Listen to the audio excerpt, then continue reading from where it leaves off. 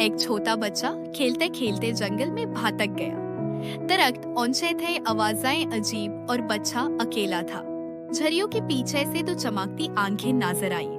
शेर, सियाह, खतरा या कुछ और? शेर आहिस्ता आहिस्ता बच्चे के करीब आया।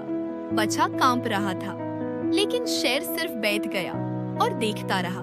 बच्चे ने हिम्मत की, एक छोटा हाथ आगे बढ़ाया। सियाह शेर ने सिर झुका कर उस हाथ को छू लिया। रात आई, ठंडी हवा और बच्चा शेर की गर्म कमर से लगकर सो गया।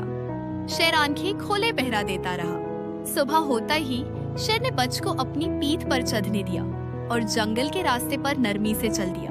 दूर से आवाजें आई, माँ आहा। शेर रुक गया। बच्चा मुड़कर देखता है, आंखों में आंसू है। शेर ने कुछ न कहा, सिर्फ एक नजर डाली और दरख्तों में गायब हो गया। खामोश मगर हमेशा के लिए दोस्त।